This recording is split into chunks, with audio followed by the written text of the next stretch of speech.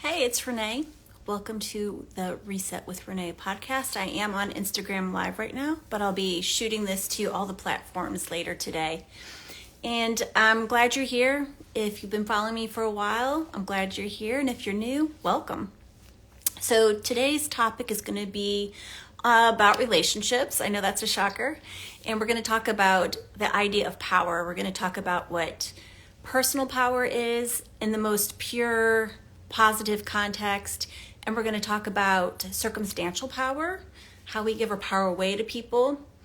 And I'm going to ask you some questions to kind of have you evaluate your relationships. I think this topic could go in so many different directions. But I am going to keep it relational right now because the people that come to talk to me, my clients, typically are talking about their relationships. And when they're struggling in their relationships, it's often because someone is powering over them, consciously or unconsciously, or they have given up their power, consciously or unconsciously. So, and that can feel just unsettling. It can feel like anxiety. It can look like drama. And so, understanding power dynamics and how to get an equal right relationship with someone else, equal power, is important. Okay, and so I always think power is a resource. It's useful. It can be used to make things happen if it's used in the service of good, or it can be used, to cause hurt and harm. And that happens in relationships, that happens in systems, and that's like a whole nother topic. But the first thing I'm going to talk about is called this. It's called the victim triangle. So imagine a triangle. You have on it three positions: victim, perpetrator, rescuer. And if you are a person in any of those roles, you are on the victim triangle. And what happens is when a perpetrator uses power over someone else and victimizes them, typically what happens is the person in the victimized role doesn't like how that feels, and they try to do something to get power back or power over. And often there's a witness, a bystander, an enabler of some form of the perpetrator. And so what you see are people and systems that just keep circling around this victim triangle. And as long as you're on the triangle, you're stuck. So the first step is awareness, to know when there's a power dynamic or a power struggle or a power inequity in place. Have that awareness and then begin to get clear about what steps you can take to reclaim your power and not be stuck on that triangle. So the victim, perpetrator, rescuer triangle is the first thing. The second is this idea, especially in personal relationships, when you're not getting your needs met, perhaps there's a power struggle there about getting your needs met. There's something that people will do. It's called the 3 projects. And so in the service of getting needs met, they will try to force their partner to change in some form or fashion, or they'll try to force themselves to change, or they'll just completely give up, and close their heart. And so that's how sometimes people cope with power struggles in relationships. So I've been asked before, like, why do married couples go to couples counseling when clearly the relationship is not healthy and they won't divorce, but they won't do any work? It's often because they're in this power struggle, and to make a move would throw the system off balance and maybe threaten some other needs. So there's always things that contribute to these power differentials or power struggles. Okay, and so the next topic would be pure power or personal power. And this is what we want to go for. For me, the way I think about it, and I'm looking at my notes, is that when we're in our personal power, we are connected to our core, to our essence, to our soul, our spirit, like wholehearted. We know we're okay. We know it's going to be okay. We know no matter what happens, we have ourselves. And when you're experiencing a lot of stress or a lot of challenges, it's hard to hold on to that. But that's what pure power is about. And I'm borrowing from one of my mentors, Tanner Wallace, and she talks about having agency, choice, and being empowered. I also follow I follow a lot of different models of therapy, and one is NARM, Neuro-Emotional Relational Model. I believe that's what the acronym is for. But that model is so focused on helping people identify and strengthen their sense of agency. And one of the first questions that therapists will ask, and my clients will tease me about this sometimes, is like, what do you want to get out of the session? And sometimes the clients will throw it back on me and they'll be like, well, what do you want me to get out of the session? I'm like, no. I'm handing this back to you.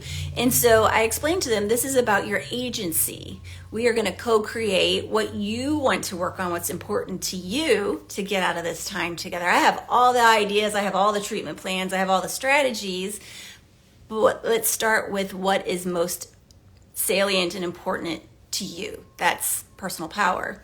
So knowing you have agency, you can choose, and you're empowered. And a note on choices and choosing, sometimes your choice is between the two crappiest choices ever, but it's still your choice which of the crappiest choices you choose.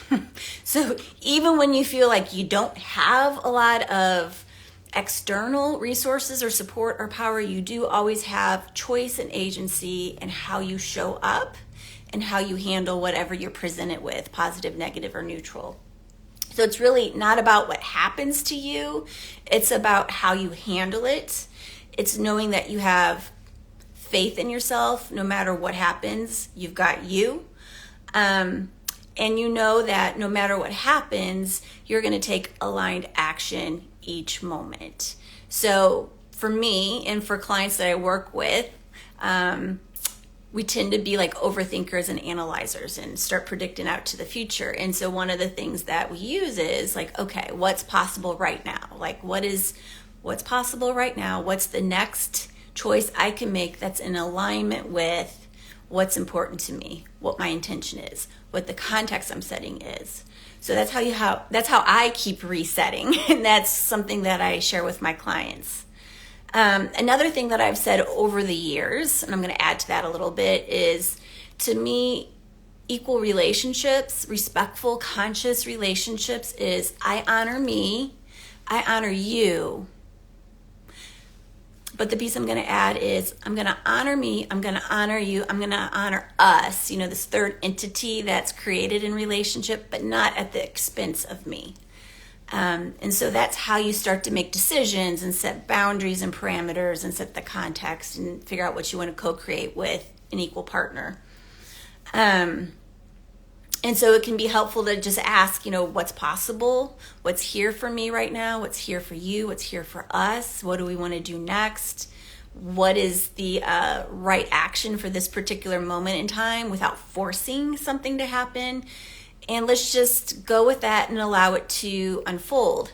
And so this is a piece I'm picking up from Tanner. It's like, allow it to unfold to completion and then distill and discern what you learned from that.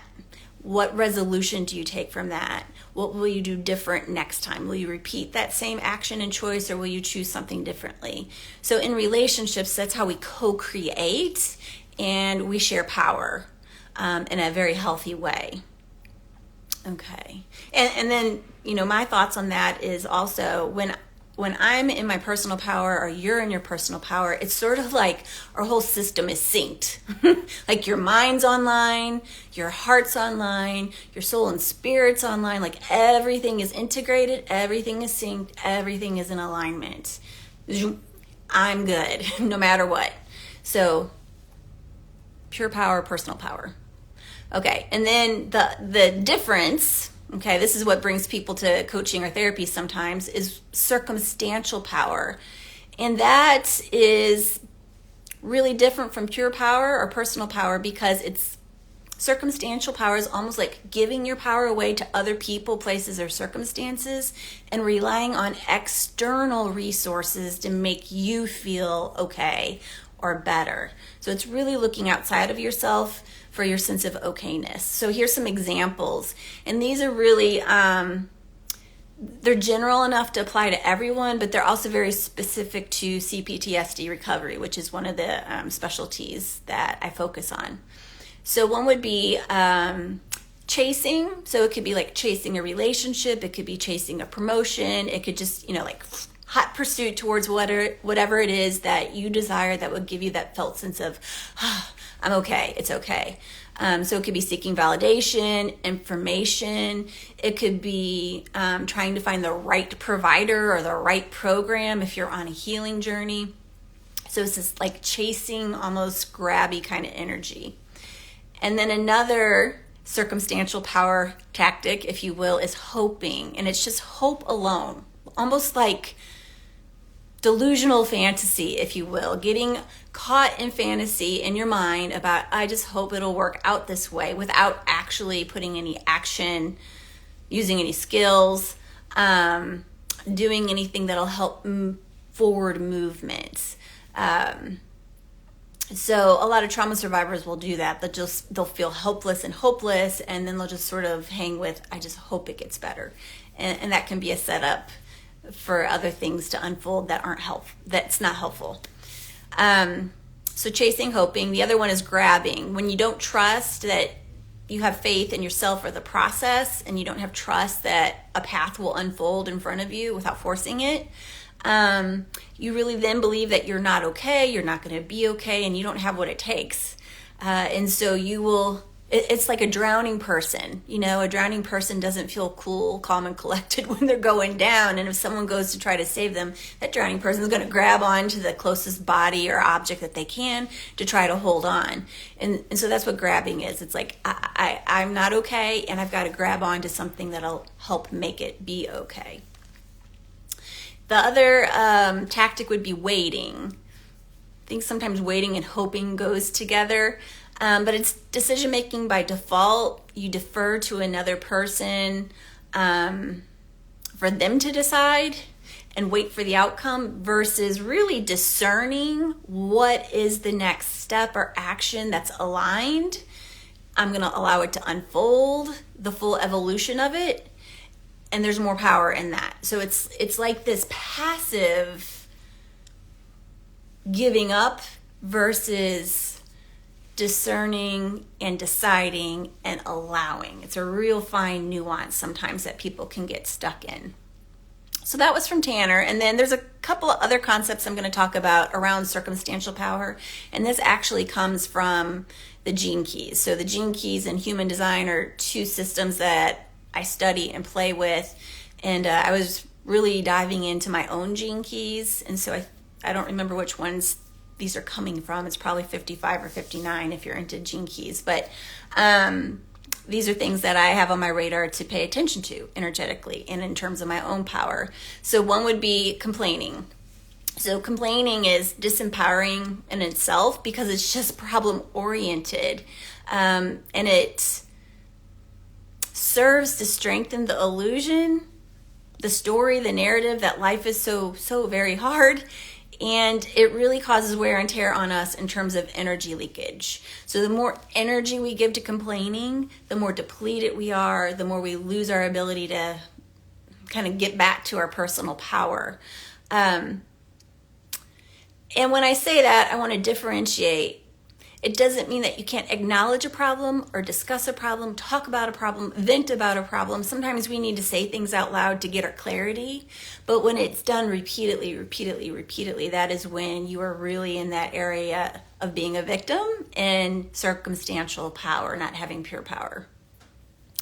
Okay, so freedom happens. The antidote really here is when you look beyond the surface of the complaint and you look at the unconscious patterns, which are often fears, that are at the heart of whatever that energetic charge or zing is for you. And so you acknowledge the trigger. Earlier with a client, I was talking about the IFS model, and that when we encounter a trigger, it's what's called a trailhead. It's like, ooh, you've reached a fork in the woods. There's two choices here. You get to make a path. You get to choose which path you want to go down. Do you want to be conscious and look at your trigger and look at what's underneath it, what's driving it, or do you want to be unconscious and just keep on trucking? So we're going to look at the unconscious root, the fear. or the unaddressed need. It's usually unaddressed needs or fears that are driving some of our triggers. And then the other piece I'm taking from Gene Keys is blaming. And so along with blaming can be judging and shaming, but I'm just going to talk about blaming right now. So blaming is kind of like bow and arrow. Imagine that we fire an arrow at another person, and in so doing that, we remove self-responsibility for our situation because we put 100% focus on them, like it's them, you know? If you ever heard that phrase, when you're pointing a finger, there's 4 fingers pointing back at you. So that's kind of the thing with blaming. When we put all of the energy on that other person, place, or thing, we have lost our presence, our power to do something, to make a different choice. It's an understandable human reaction, for sure. But to realize that blame is really, truly an expression of anger, and it's just being projected out in a way that's not pure or clean.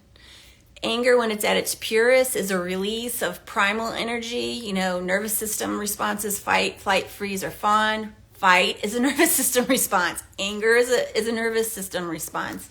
So to release that, but doing so in a way that doesn't target an external source, is the ideal for staying in your power. The moment that someone blames another person, you've gotten on that victim triangle I talked about earlier. You know, so you're feeling victimized, you want to blame and attack another. You've now moved into that perpetrator position yourself. And that's not powerful. Okay, so true freedom from this perspective is when the arrows of blame that you are ready to fire, maybe you've already pulled it back and released, but you catch it mid-flight before it reaches the target. So it's really becoming more conscious and aware of what's happening inside of you, how you're managing that, and how you're doing that in a way that's aligned with your intentions, your goals, your values, your integrity, what you're trying to create for yourself and in your relationships. So I mentioned shaming and judging often travel with blaming. I think a lot of people in our culture really, really need to work on unshaming. Shame drives a lot of negative behaviors. It drives a lot of mental health conditions. Most people I work with have what we call an IFS, an inner critic. So it's like a part of them that like tells them what they should do, what they ought to do, what's wrong with them if they don't get it in line and do the thing that's expected of them internally or externally. And so when we are not in touch with those places and parts of us that hold previous or current shaming, we're not going to be in right relationship with ourselves, or then be that available to be in right relationship with someone else. I could go on and on about that. And then judging. I want to differentiate judging, sort of assessing, analyzing, discerning. They're all sort of in a similar bucket. Judging to me is doing so in a way that's negative. It creates distance and separation. Discerning is when you're really looking at what's the data, what happened, what do I want to learn from that, and what do I want to take from that, and what is going to help me move forward. So it's sort of judging, but without the negative charge and with a positive intention. So that's something I think is important. All right, and then the next piece I was going to talk about is abuse of power. So earlier this year, I interviewed on the podcast Jennifer C. Parker. She wrote an awesome book called Coercive Relationships: Find the Answers You Seek. And as a provider, as a therapist, as a coach, I was just like, this book is spot on. As a person who's been in relationships and work environments and all kinds of situations where there's been a power dynamic, a powering over, you know, it's like, well, how could I have handled that better? How could I have been not powering over myself, but equal power? And so her book is chock full of information. And for anyone who's ever been in a relationship or situation where they've been abused overtly or covertly, it really can be a salve for their wound, and it can be planting the seeds of healing. So I highly recommend it. And I also highly recommend it for leaders in the workplace. to get clear about power dynamics and to help create a trauma-informed culture that allows for more safety. So when your workers are safe, your employees feel safe, the culture feels good, you have better outcomes, you have better retention, you lose fewer employees. So there's just a lot of benefits to learning about how to use power in the service of good. So here's a few things about the abuse of power, which is frankly kind of all over the place. So abuse of power happens when others power over you with the intention to gain the upper hand for them at the expense of you. So to keep you in a place of inferiority to serve their objective. So hurt and harms caused at the individual relational level. Okay, so it could be in a partnership, it could be parent-child, it could be teacher-student, it could be coworker to coworker, it could be boss to employee, whatever relationship you're thinking about right now. So individual, but it does happen at the collective level. And so I think that each time we stand up to the abuse of power at an individual level, we are helping to shift it collectively. We're drawing attention to it. We're I don't want to say fighting it, but not letting it just pass. Because when we do that, we're on the victim triangle as a rescuer or enabler or silent bystander. And that's not a powerful place to be either. Okay, so some of the terms that are mentioned in Jennifer's book, she really broke down kind of like, she calls it the 12 bricks of coercive control. So that would be seduction, isolation, I'm not going to define all these, devaluation, negation, neglect, alienation, betrayal, self-doubt, humiliation, intimidation, and physical or sexual injury.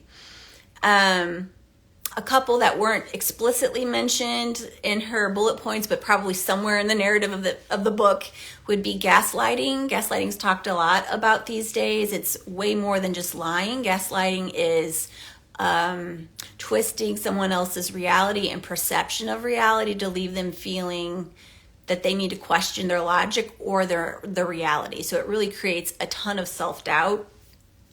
Aggression, dominance, and threat, power over, and manipulation. So manipulation is behavior that's designed to exploit, control, or otherwise influence others to one's advantage.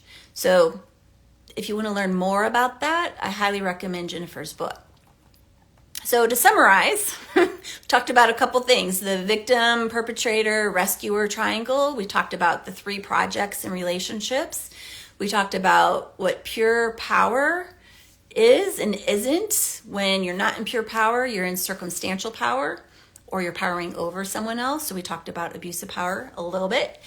And so what I'd say is circumstantial power, as a child, your power was really only honored, granted, or secure. This is coming from Tanner. Teaching through means outside of yourself. So that external okayness gifted to you as a child. What we want when we're raising our children is to help them develop their core power, their pure power, their assertiveness skills, their agency. That is a developmental task. So that's what we want to do. Personal power, if you didn't get to develop that as a child, as an adult, it is now an option. That is the good news. And your power is internally generated, and it can always be turned on. And no matter what happens, you still have you. And again, just the power struggle, when there's this felt sense of unease, okay? Some might describe it as anxiety or drama. There's likely a power struggle. So get curious, what is driving that? And where are you? Are you in the victim role? Are you perpetrating? Are you rescuing? Where are you on that triangle? So before I end, I had a couple questions for reflection I was going to pose to you. And you can leave some answers in the comments if you're so inclined. But what I want you to think about is, when are you in your pure power, and when do you tend to dip into circumstantial power? So how and when do you give your power away? I was having a conversation with someone yesterday, and they asked the question, like, is it possible that you might feel confident in one area of your life, but you might completely not have that same level of assertiveness or confidence or power in another? And I'm like, yes, that happens a lot. Someone can feel very resourced, maybe at work, but then in their marriage, they might feel victimized. So reflect, where do you feel like you're synced up, mind, body, heart, spirit, soul, like turned on? And when do you feel like it's leaking out, it's bleeding out, it's oozing out, or you're just giving it away through some of those behaviors we discussed earlier?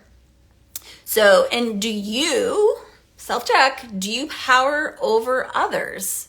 And if you do that, there's a reason why. That's a trailhead. And what has it cost you? I can't think of anybody who has used power to hurt and harm that is winning, ultimately. They might win the battle, but they typically don't win the war.